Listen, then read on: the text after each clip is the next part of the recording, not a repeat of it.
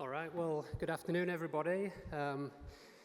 Just to echo what Jeff said there in the beginning of his talk, thanks for coming this late in the day and having an interest in the presentation this afternoon. Thank the sponsors and the organizers for the opportunity to present Anocca. So we're it's essentially a TCR-T-cell therapy company. We're based in Stockholm in Sweden.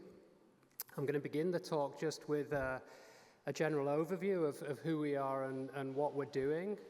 The company is really taking a highly alternative, innovative, and very interesting, we think, approach to tackling the potential of unlocking T-cell immunity.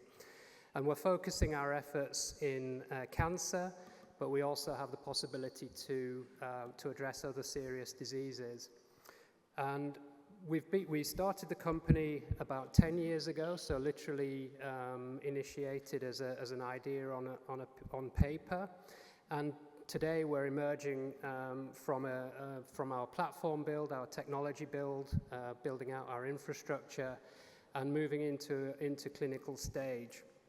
What I want to try and do over the course of the next 15 minutes is just really talk to you about the approaches that we're taking, explain a little bit what the promise of TCR-T is essentially, what some of the challenges are there, and how we think, as I said, we've created a highly unique solution to be able to unlock that potential and actually deliver on that.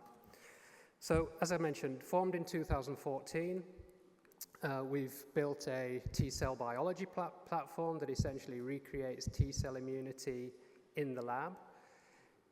We've used that to deliver a pipeline of around 40 TCR-T product candidates. We've built also an in-house cGMP manufacturing facility. We've staffed, of course, the company with some really excellent people, and today we're about 130 people in total in the company. And we've raised over the course of the company's history about $150 million US dollars in financing. And this has essentially come from the same small and focused group of investors. These come from non-traditional biotech backgrounds, primarily in the Nordics. We have some high net worths, we have some investment organizations involved, pension funds, and that's really taken us to the point where we are today, which is moving into clinical stage a little bit later on this year, following on from our first clinical trial approval, which was just a couple of months ago, or actually last month. So what I'll do, as I say, in the remainder of the talk is actually tell you more about give you a perspective on T-cell immunity, why unlocking T-cell immunity is actually a great way to fight disease, and then show you how we've built the company to be able to address that, and then I'll end the talk with just a focus on the progress, as I say, of our lead program and where we're going with that. So just to take a step back, and apologies if this is at a too simple level for some of you, but just to set the context, so the T-cell immunity, the adaptive immune system, is really good at fighting disease, and it's the body's essentially most powerful immune response. And this is driven primarily through T-cell receptor or TCR targeting. So what the T-cell immune system or the adaptive immune system is doing all the time is scanning for diseased cells. These can be cancerous cells, they can be infected cells. They're recognizing that cell is dysfunctional, and that's driven through the T-cell receptor, so through unique targeting by that TCR.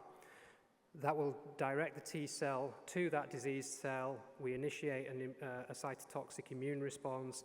We destroy the diseased cell, and then there's a memory component that remains within the immune system, so it can fight that disease again in the future. And what T cells do then is they directly identify, they eliminate these diseased cells. But what happens in terms of development of cancer, for example, is when the immune system actually fails to recognize that disease cell and target that disease cell, so a cancer can emerge. So when you're working in this space, and the way we're approaching this is really all about harnessing then and targeting the T-cell immune response to deliver transformative therapies. And we see that in the cancer space, and that's been evidenced certainly over the last 10 years or so with the success of CAR-T, which we're all very well aware of. So T-cell therapies, they can provide a potent, durable, lifelong treatment for cancer. TCR-T, the potential there is that we can unlock 100% of the treatment space, and I'll explain just a little bit more by what I mean there. So with CAR-T, we all know that's been transformative in the context of hematological cancers. But what we see certainly over recent years is that there's been an inability of CAR-T to really address solid tumors, and this is driven by the targeting of a CAR-T. So if a target in a hematological cancer is expressed on the cell surface, CAR-T can recognize that. So we're limited there to targets that are at the tumor cell surface. TCR-T, on the other hand, allows us to unlock an untapped target space, so 100% of the cellular proteome. So in a diseased cell, targets are presented as HLA-peptides, and all proteins within a cell are presented on the cell surface through that system. So if you can unlock that target presentation using TCR-T, you can then potentially deliver on the promise of this modality. But what we need to do then to really unlock that potential is to overcome fundamental biological and product challenges, and I'll just explain what I mean by that. So when we look at biology and products in the context of TCR-T, what we need to do is to identify targets in a precise way, so identifying the right targets, and also identify the right TCRs that interact with those targets. So this is on the biology side. From the point of view of product then, it's all about manufacturing your products efficiently. And these two taken together are the essential challenges in developing effective TCR-T. So as we all know, there's multiple cancer forms, there's high degree of genetic variation between people, and this leads to a high degree of target and TCR diversity. So if we just look on the TCR side of things, first of all, as I mentioned, the T-cell immune system is, T-cells are patrolling the body the whole time. They're by natural recombination, expressing different TCRs which will recognize different targets, and there are massive numbers of unique TCRs, so 10 to the 18. So what you need really is scalable cell biological analyses that allow you to identify receptors and then characterize those and determine a safety profile linked with those receptors.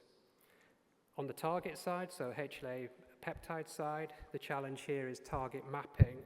So really understanding what the right targets are that are expressed on a tumor surface, for example. There's a huge diversity of cancer-selective sequences. There's a huge diversity in our HLA or immunogenetic background.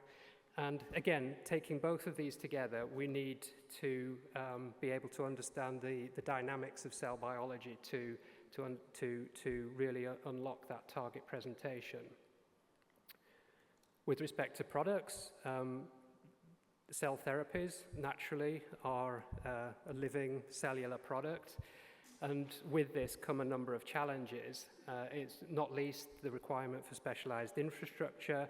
We need specialized people to be able to manufacture these types of products. There is a level of capacity that is needed in terms of specialized facilities and equipment.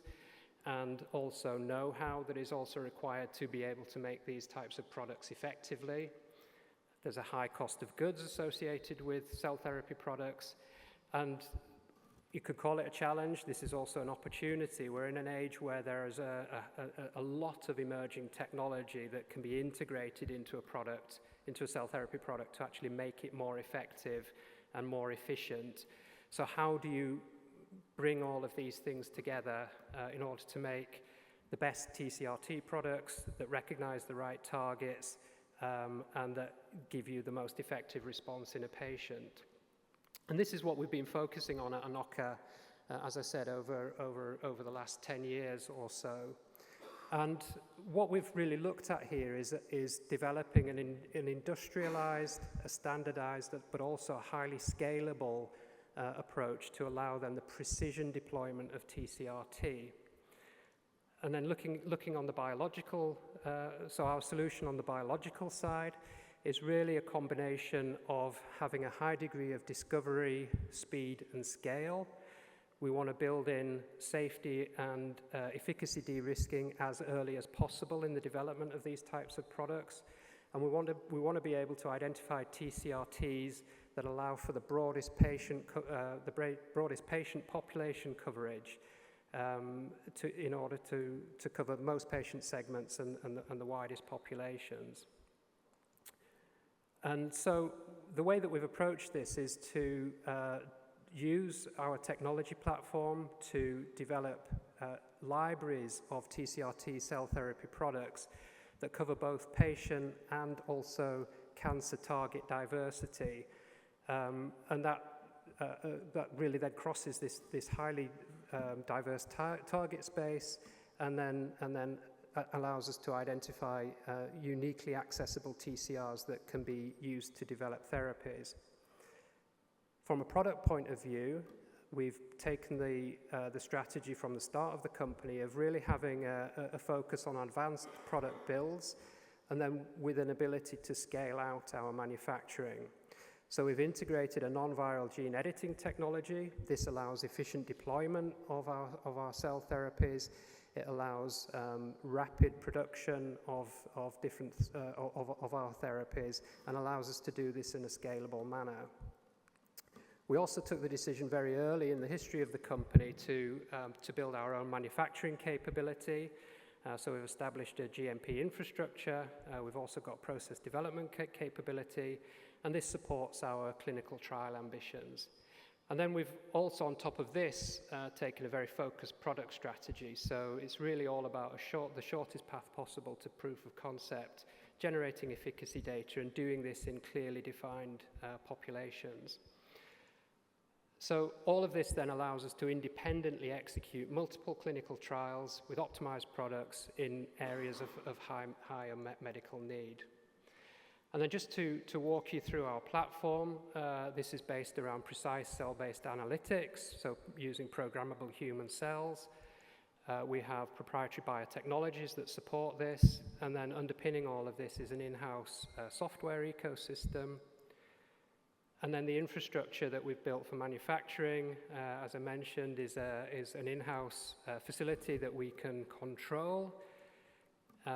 It gives us a high degree of flexibility, and then we've integrated within that some key technologies that allow us to execute on our strategy. And this all together has led us to deliver a highly diverse pipeline covering different cancer targets, a depth of HLA coverage, and this gives us a range of possibilities when it comes to solid cancer indications. And our first program will be entering into clinical development a little bit later on this year. So just to tell you a little bit about that first product, this is some preclinical data. You can look at the full data package on our website. There's a really nice poster there. But this is just an engrafted animal model expressing our KRAS G12V mutation target. And you can see that cancer cells are not detected in the subject animals after 7 days, and there's a sustained survival in that population. So our first product is entering into clinical development, as I said. We're taking an umbrella approach in a phase 1/2 study. This allows us to take multiple KRAS assets into the trial, and we're targeting a pivotal phase 2 in advanced pancreatic cancer. We're doing this trial in Europe, so across 4 geographies, 8 different cancer centers, and this is actually the first non-viral gene-edited clinical stage TCR-T to be approved in Europe. So just to round off the presentation, our primary focus is to apply the platform and our manufacturing technologies in TCR-T. We've got proofs of concept established in infectious disease, and this allows us to apply the platform in that indication, as well as in autoimmune indications. And this opens up multiple partnering opportunities. Our focus internally is in oncology, but we are interested in collaborations and partnerships in other disease areas. Thank you very much for your time.